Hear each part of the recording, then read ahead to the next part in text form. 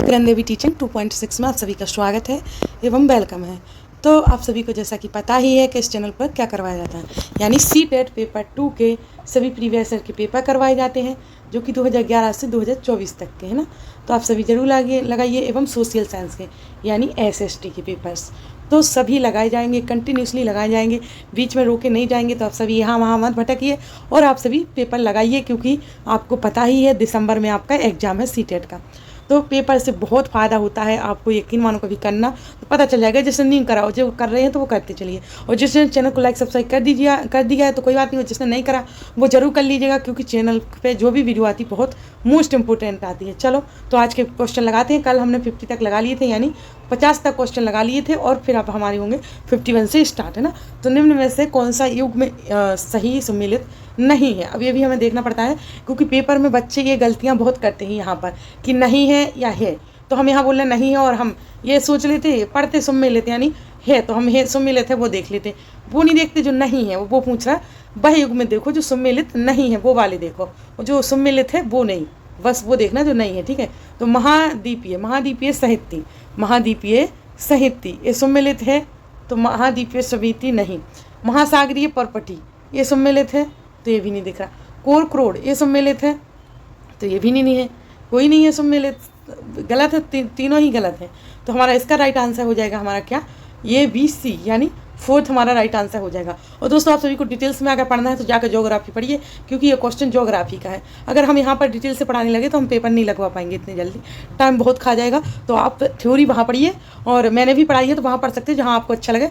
Playlist जरूर checkout कीजिए, paper मैंने बहुत पहले लगवा भी दिए हैं और फिर से स्टार्ट हो गए, तो आप सभी देखिए जाकर।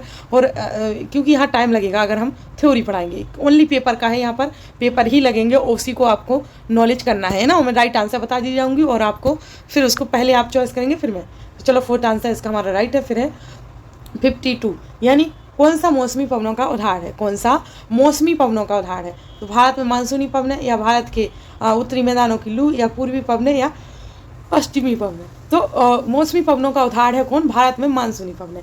क्या हो जाएगा हमारा, भारत में मानसूनी पवनें यानी फर्स्ट। फिर है हमारा अगला क्वेश्चन है, भूगोल की कक्षा के पश्चात विद्यार्थियों द्वारा जल पर बनाए गए कथनों ABC को पढ़ना है और सही विकल्प का चयन भी करना है। तो ये है, जब तेज वायु सागर के पूरी सतह पर जल को रगड़ती है तब तरंगें उत्पन्न होती हैं। और फिर विद्यार्थी फिर है B है क्या, तेज वायु चलने पर सुनामी उत्पन्न होती है एवं ज्वार भाटा तरंगों के प्रकार है। तो ये ABC को पढ़ना भी था हमें। और जो भूगोल है ना, भूगोल की कक्षा के पश्चात विद्यार्थियों द्वारा जल पर बनाए गए कथनों को देखकर बताना है। तो हमारा ABC तीनों ही सही है, जो जल पर बनाए गए हैं ना ये विद्यार्थियों द्वारा भूगोल की कक्षा का जो भी क्वेश्चन है, तो तीनों ही सही है हमारे, यानी 4th हमारा राइट आंसर आ जाएगा। फिर है निम्न में से कौन सा उद्योग बेल्ट में विकसित हुआ, निम्न में से कौन सा उद्योग बेल्ट में विकसित हुआ। तो भेड़ पालन के कारण ऊनी उद्योग, याक पालन के कारण ऊनी उद्योग, या ऊँट पालन के कारण चमड़ा उद्योग, या गेहूँ उत्पादन के कारण कृषि आधारित उद्योग। तो राइट आंसर हो जाएगा हमारा कि जो उद्योग बेल्ट में विकसित हुआ है वो है हमारा, तो वो है हमारा कौन सा, गेहूं उत्पादन के कारण कृषि आधारित उद्योग। क्या है हमारा, गेहूं उत्पादन के कारण कृषि आधारित उद्योग। फिर आगे बढ़ते हैं, कथन A और B पर विचार करें और सही उत्तर का चयन करें। तो पहले ये क्या है, कोलार की खानें कोलार की खानें विश्व की गहरी खानों में से हैं, जो अयस्क के खनन को बहुत खर्चीली प्रक्रिया बनाती है। और कर्नाटक में सोने के निक्षेप मिले हैं, कर्नाटक में सोने के निक्षेप मिले हैं। तो देखो हमारा फर्स्ट है जो वो गलत है।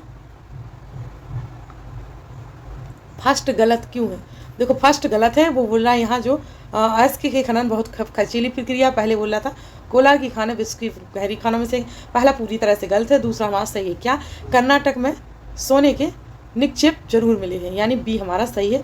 तो 4th हमारा राइट आंसर हो जाएगा।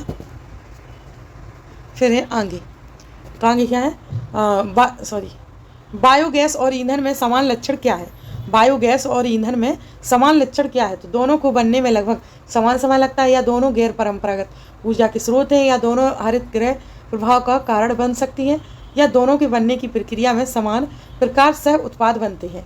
तो हमारा राइट हो जाएगा कि बायोगैस और ईंधन में समान लक्षण है, दोनों हरित गृह प्रभाव का कारण बन सकती है, यानी हमारा तीसरा ही राइट आंसर हो जाएगा क्वेश्चन के अनुसार। फिर है निम्नलिखित में से कौन सी विशिष्टता गहन निर्वाह कृषि से संबंध है? निम्नलिखित में कौन सी विशिष्टता गहन निर्वाह कृषि से संबंध है? छोटे भूखंड और साधारण औजार या संघन जनसंख्या वाले क्षेत्र या अर्ध शुष्क क्षेत्र या अधिक धूप वाले दिनों से युक्त जलवायु? तो राइट आंसर हो जाएगा हमारा गहन निर्वाह कृषि से संबंध है वो कौन कौन से है? ए बी डी, ना कि सी। सी नहीं आता उसमें, अर्ध शुष्क क्षेत्र नहीं आता। हमारे ये तीनों आएंगे तो ए बी डी, तो दूसरा हमारा राइट आंसर माना जाएगा। फिर है आगे, तो आगे क्या है? निम्नलिखित में क्या विविधता नहीं है बल्कि असमानता का एक उदाहरण है? क्या विविधता नहीं है और असमानता का एक उदाहरण है? तो देखते हैं इनमें से। धर्म का अंतर, मातृभाषा का अंतर, आर्थिक स्तर का अंतर, खास संबंधी आदतों का स्तर। तो हमारा राइट आंसर हो जाएगा आर्थिक स्तर का अंतर। क्या? आर्थिक विविधता नहीं है बल्कि असमानता का एक उदाहरण है। तो वो है क्या असमानता का एक उदाहरण? आर्थिक स्तर का अंतर। तो हमारा तीसरा राइट आंसर हो जाएगा। फिर है आगे, पूर्वाग्रह का अर्थ होगा, पूर्वाग्रह का अर्थ होगा क्या होगा? लोगों के बारे में नकारात्मक राय बनाना। अब सोचोगे, आप सोचो, ये क्वेश्चन मैं एनसीईआरटी में पढ़ा चुकी हूँ, पता है मैंने ये अभी पढ़ाया था किस में? पॉलिटी में, कि पूर्वाग्रह क्या होता है, पूर्वाग्रह का अर्थ क्या है, पूर्वाग्रह किस किस टाइप का होता है, ये सारा पढ़ा था मैंने। अगर जिसने पढ़ा तो वो तो आराम से आंसर लगा लेगा और जिसने नहीं पढ़ा उससे दिक्कत आएगी। इसीलिए बोलते हैं थ्योरी पढ़ना बहुत ज़रूरी होता है एनसीईआरटी। तो आप सभी जाकर इस चैनल पर भी पढ़ सकते हो, बहुत थ्योरी पढ़ी हुई भी है इस यूट्यूब पर, तो वहाँ भी पढ़ सकते हो। जहाँ आपका मन लग जाए वहाँ पढ़िए, और पेपर लगाए ही जा रहे जो कि संपूर्ण बीच में नहीं छूटेंगे, पूरे ही लगाए जाएंगे। लोगों के बारे में नकारात्मक राय बनाना, लोगों को हीनता की दृष्टि से देखना या लोगों को एक ही छवि में बांधना। तो हमारा राइट आंसर माना जाएगा कि पूर्वाग्रह क्या होता है? लोगों के बारे में नकारात्मक दृष्टि बना लेना पहले से, और लोगों को एक ही छवि में बांध लेना, ये सभी होते हैं क्या? न पूर्वाग्रह के अर्थ होते हैं।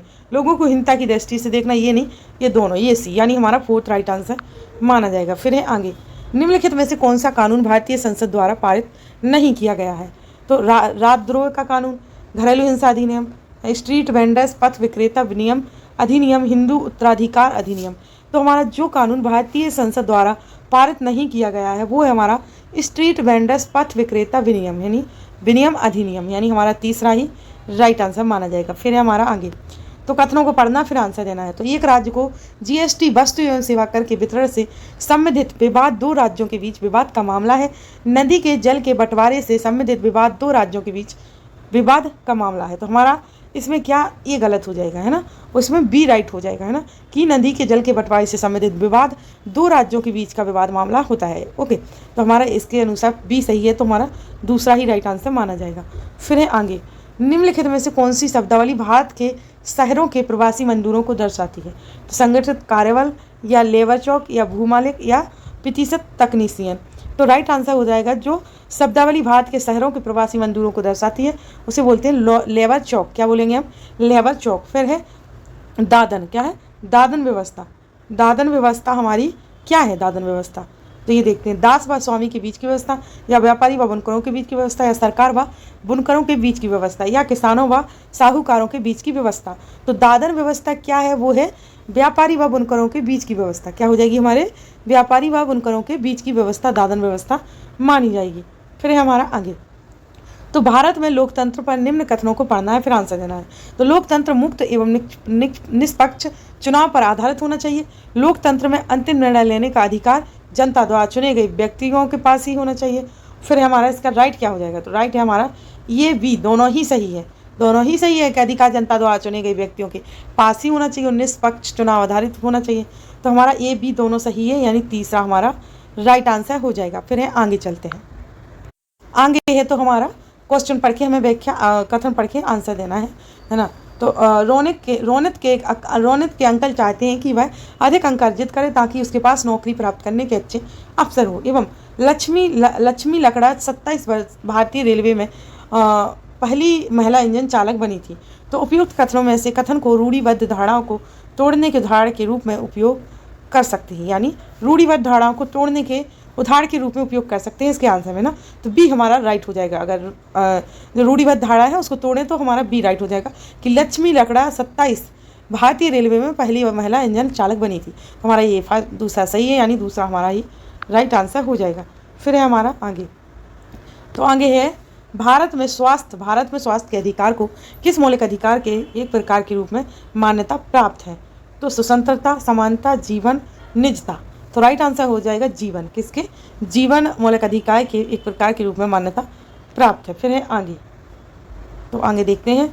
भारतीय संविधान में मौलिक अधिकार एक नीति निर्देशक तत्व स्थापित करना चाहते हैं। तो राजनीतिक लोकतंत्र या सामाजिक आर्थिक लोकतंत्र या कल्याणकारी राज्य या पुलिस राज्य। तो राइट आंसर माना जाएगा हमारा क्या? ए बी सी, ना कि डी। तो हमारा ए पहला राइट आंसर हो जाएगा, ए बी सी। फिर आगे बढ़ के देखते हैं। तो आगे है हमारा भारत के उच्चतम न्यायालय का मुखिया कौन होता है? भारत के उच्चतम न्यायालय का मुखिया कौन हो जाता है? तो भारत के राष्ट्रपति, फेडरल कोर्ट ऑफ इंडिया के न्यायाधीश, या भारत के मुख्य न्यायाधीश, या भारत के महान न्यायवादी। तो हमारा जो भारत के उच्चतम न्यायालय का मुखिया कौन होता है? तो वो होता है भारत के मुख्य न्यायाधीश। कौन होगा? भारत के मुख्य न्यायाधीश। ये हमारा मोस्ट इम्पोर्टेंट क्वेश्चन है, कभी भी आ जाता है, तो इसको ध्यान में ज़रूर रखिएगा। फिर बढ़ते हैं आगे। तो मध्याह्न भोजन कार्यक्रम शुरू करने वाला पहला भारतीय राज्य कौन सा था? आंध्र प्रदेश, केरल, तमिलनाडु, महाराष्ट्र। तो जो मध्याह्न भोजन करवाया जाता है गवर्नमेंट यानी सरकारी स्कूलों में, वह कार्यक्रम शुरू करने वाला पहला जो भारत का राज्य था कौन सा था? तो वो था हमारा कौन सा? तमिलनाडु। तमिलनाडु ने फर्स्ट बार ये शुरू किया था मध्याह्न भोजन स्कूलों में, है ना। तो हमारा ये हमारा इसका राइट आंसर तीसरा। फिर है हमारा अंतिम और लास्ट क्वेश्चन, क्योंकि अभी मैं 20 क्वेश्चन करवा रही हूँ। हमारे 60 क्वेश्चन आते हैं टोटली पेपर में, है ना। पेपर में आते हैं हमारे टोटली 60 क्वेश्चन, उसको हमें फुल करना पड़ता है। लेकिन उसके लिए आप सभी को क्या करना पड़ता है? उसके लिए हमें पूरे क्वेश्चन करने पड़ते हैं, जो कि हमने पहले जो क्लासेस पढ़ाई थी उसमें पूरे क्वेश्चन करवाए थे। लेकिन आप सभी पूरा वीडियो नहीं देखते हो, आपका टाइम नहीं लगता, मन नहीं लगता, अच्छा नहीं लगता, इसलिए मैंने अभी डिवाइड कर दिए हैं। कितने? 20 क्वेश्चन। अभी मैं 30 पहले 60 करवाती थी, उसमें मन नहीं लगा 30 कर दिए, अब 20 कर दिए। अब इससे कम नहीं होगा, क्योंकि बहुत कम है और बहुत कम टाइम में हो जाते हैं। तो आप सभी यहाँ मत भटकिए, जरूर 20 क्वेश्चन डेली करिए। ज़्यादा तो नहीं है ना, हमारे 20 ही क्वेश्चन अगर लगाते गए ना प्रीवियस ईयर के, तब भी आपका काम बन जाएगा, लेकिन लगाना जरूरी है हमें। तो सतत विकास लक्ष्यों की प्राप्ति हेतु भारत सरकार कई योजनाओं का विकास व कार्यान्वयन कर रही है। मध्याह्न भोजन योजना के द्वारा वह किस सतत विकास लक्ष्य को पूरा करने की कोशिश कर रही है? किस सतत विकास लक्ष्य को पूरा करने की कोशिश कर रही है? तो लक्ष्य 01, लक्ष्य 02, लक्ष्य 03 और लक्ष्य क्या है? 04। तो राइट आंसर हो जाएगा हमारा क्या? किस सतत विकास लक्ष्य को पूरा करने की कोशिश कर रही है? तो वो कर रही है हमारी भारत सरकार किस? लक्ष्य 02। किसको? लक्ष्य 02 को पूरा करने की कोशिश कर रही है। तो आप सभी इस चैनल को लाइक एवं सब्सक्राइब कर दीजिएगा, बेल आइकन को प्रेस कर लीजिएगा, सभी को शेयर जिसने नहीं करा, और आप पूरी वीडियो जरूर देखिएगा, तभी आपको कुछ समझ आ पाएगा। तो चलो आज की वीडियो यहीं समाप्त करते हैं। Thanks to for watching video.